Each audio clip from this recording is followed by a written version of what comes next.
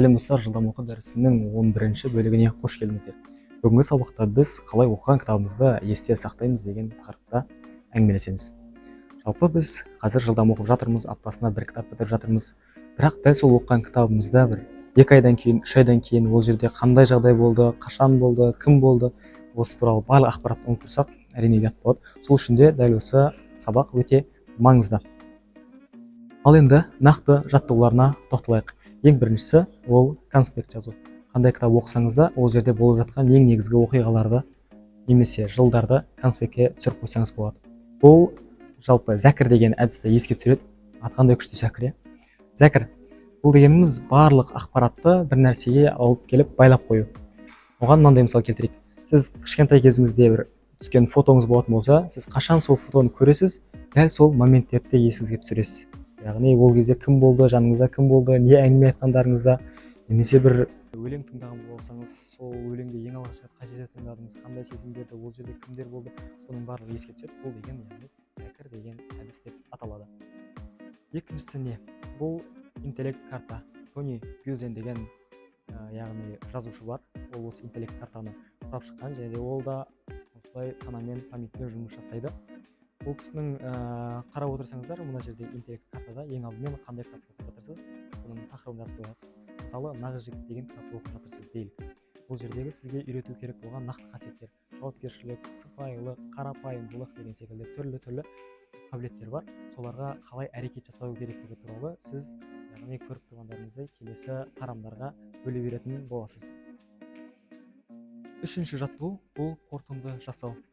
Яғни біз қорытынды жасамасақ, ешқандай бір пайдалуымыз қиын болып қалады, және де бүкіл кітапты оқып болғаннан кейін қорытынды жасасақ, оның өзі қиын болады. Сондықтан да бір 20 бет оқыған кезде немесе 40 бет оқыған кезде бір қорытынды жасап қойыңыз. Ол кезде сізге қайталау да оңай, және де ақпаратта қайтадан сіздің миыңызға қонымды бола түседі.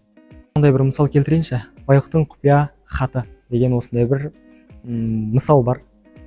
Сізге Билл Гейтс пәленше миллион бір теңгесін немесе миллиард теңгесін сіздің шотыңызға жіберемін деді. Және де ол белгілі бір хат арқылы орындалады. Сізге хат жібереді, сіз оны скриндай алмайсыз, оны көшіре алмайсыз, көшіріп жібере алмайсыз. Сондықтан да сіз сол хатты оқу үшін барлық фокусыңызды қоясыз. Ол жерде не жазылған, барлық сөздеріне дейін, өте нүктесіне дейін қарайсыз. Себебі ана жерде қаншама құндылық немесе қаншалық қымбат зат екендігін түсініп тұрсыз. Дәл сол секілді бізде кітапта қаншалықты қымбат екендігін түсініп, сізге қаншалықты керек екендігін түсініп оқыған кезде ол сізге өте пайдалы болады. Тағы да бір нәрсе өте қызықты, бұл қате іздеп. Мысалы, біз өзіміз біреуден қате іздегенді өте жақсы көреміз ғой. Бір кісі қателесіп қалса, соны бетіне басып, немесе сол қателігін көріп қалып, өмір бойы айтып шыққанда, дәл сол секілді кітаптан да бір қате іздеп, грамматикалық қате болсын, немесе ол кісінің ойы туралы қателіктер болсын, іздеп қараңыз, ол нәрселер сіздің ойыңызда қалып қояды, және де әрқашан өзіңіздің алдыңғы ойларыңызбен байланысып тұратын болады.